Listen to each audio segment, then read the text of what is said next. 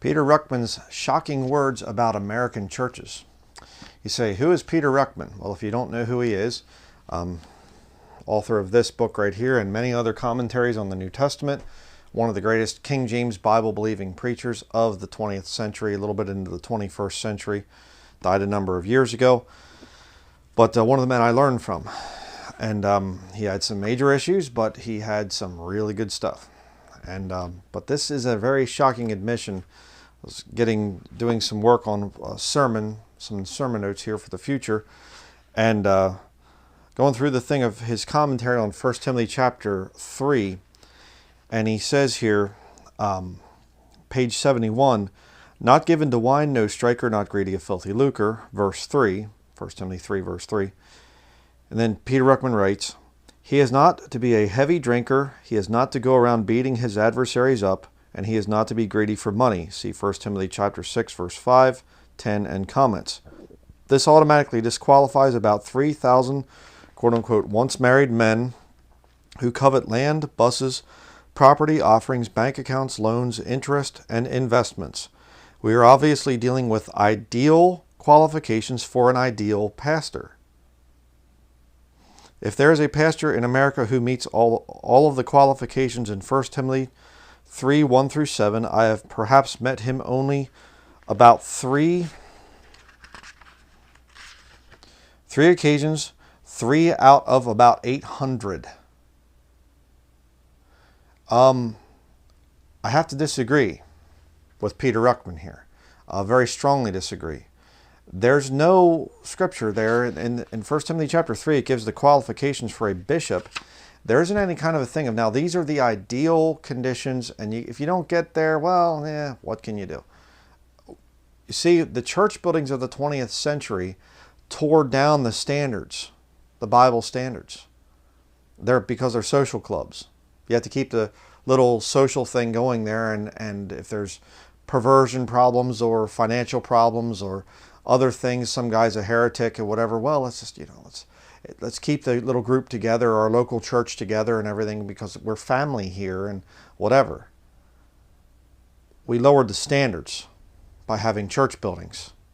I mean, think about the admission that Peter Ruckman just said here, and he traveled all over the country, traveled to different, nations and everything as well, but traveled all over America preaching in churches during the glory years of Baptist churches, and he said he knew of 3 pastors that qualified for 1 Timothy chapter 3, the standards, out of about 800. Think about that. So, when I've been really rough on the church buildings, again, just to explain my stand again, people say, Bryan says that one of the things people say about me is that I teach that anybody that's ever gone to a church building is lost and on their way to hell. I've never taught that because I'd be condemning myself. I've preached in church buildings. Okay, so no. Going to a church building does not automatically mean that you are lost in as far as, I walked into one or something, oh, now I'm lost or something. No. I just have to question people. Again, part of what I do in this ministry is I say things that are very provocative. I provoke people to think, in other words, not provocative as in perverted provocative. That's what most people think of, but the actual definition provocative means I'm provoking. I'm getting people to think and say, I have to question some things about my life and my walk with Jesus Christ. That's what I try to do. All right? If you're going to some place, it's not some phallic temple looking thing and whatever else, and you call it a church and it's a fellowship that you get together and you aren't doing all the Roman Catholic trappings of Sunday best and all the, altar calls and the tithes and all the other stuff, well, okay, fine. You're just fellowshipping with other brethren. That's fine. Are you doing things for the Lord, though? What's the fruit that you're bearing from your church gathering? Those are things. I just want people to think about that stuff. All right?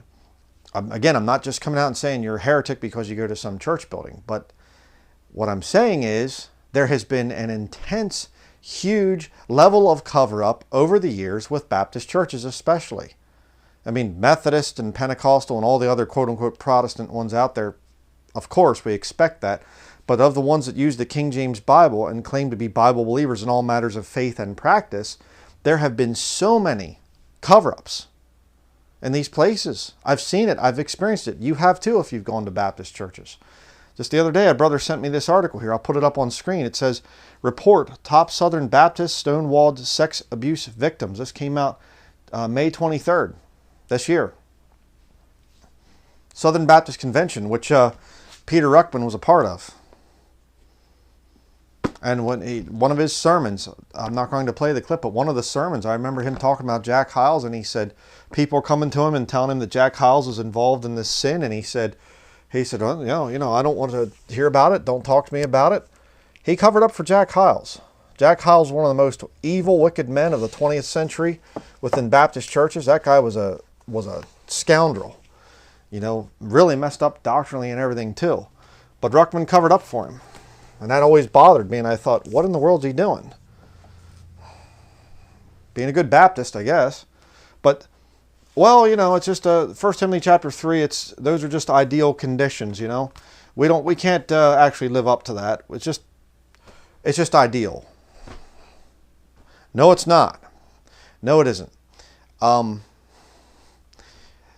The standards in 1 Timothy chapter 3 should be followed to the very letter. And if somebody doesn't have those qualifications, then they're not a bishop. Plain and simple. So I'm going to be coming out and doing a lot of kicking of a lot of these Baptists and things. There are some hirelings out there that are greedy of filthy lucre. So be looking for a sermon on that coming out in the not too distant future.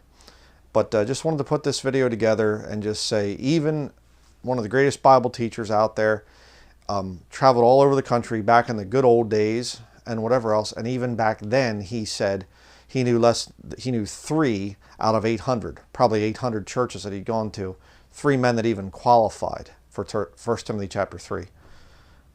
Just absolutely disgusting. And that's why I tell people, stay away from the church buildings. I mean, if you don't want to believe me, go ahead, go to them. And you will see the fighting, you will see the hypocrisy, you will see the 2 different lives when you're in church and when you're not in church. You'll see it. You'll see it. And we're not talking about, well, nobody's perfect, everybody has some sin in their life. I understand that. But what we're talking about is gross, horrible, wicked things that go on in these church buildings. They're not of God. They never have been. They never will be. All right. You can watch more of my studies on that if you want to, but what more can I say? So we will see you in the next study. Thank you for watching.